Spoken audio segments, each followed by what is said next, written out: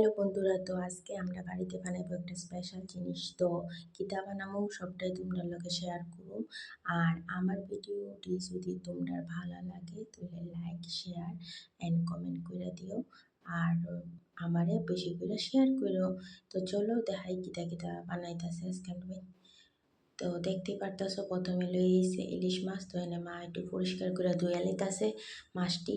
তো ধুয়ে টুয়ে সেটা এখানে 3 টুকরা মাছ রান্না করব। তো মা এটার ভিতরে দিয়ে দিয়েছে সরষা বাটা, কাঁচা লঙ্কা পেস্ট করা একলগে।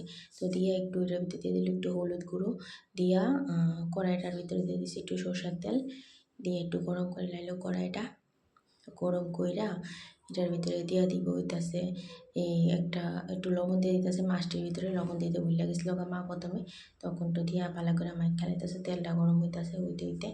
তো ভালো করে মাইখা টিকা সেরা তো মা একটু এনে কাইলা জিরা লইতে তো দিয়া দিব কাইলা জিরা দিয়া সেরা দিয়ে দিছে একটা শুকনা মরিচটা দিয়ে আর একটু কালো জিরা দিয়ে দিছে, কারণ কালো জিরাটা কম হয়ে গেছে তাই। তখন মাছটি দিয়ে দিতেছে কড়াইটা।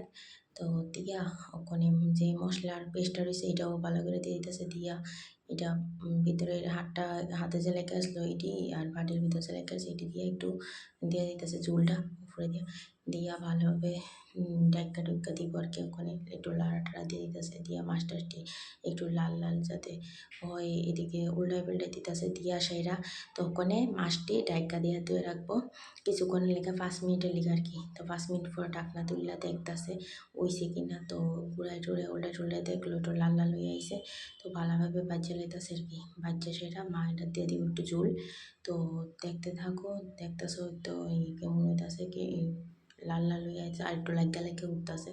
তো সুন্দরভাবে বানাইতেছে মা, দেখতে তো খুব টেস্টি লাগতেছে। তো দিয়ে দিছে ঝোল দিয়া সেই এটারে মানে আবার একটু ডাইক্কা দিছিল ডাইক্কা সেটা ঢাকনা উঠাইয়া দেখলো এটা ফুটটা গেছে গা। তো ওখানে এটা হয়ে গেছে গা তরকারিটা ওখানে নামাই লইব। দেখতেই পারতেছো খুব সুস্বাদু লাগতেছে। তো চলো আজকের ভিডিও এই পর্যন্তই, আবার দেখা হবে পরের ভিডিওতে। তো ততক্ষণের জন্য টাটা বাই বাই। আর কার কার ইলিশ মাছ খেতে ভালো লাগে আমাটা অবশ্যই কমেন্টে জানিও। তো আমি তো অনেকদিন পরে আজকে খামো।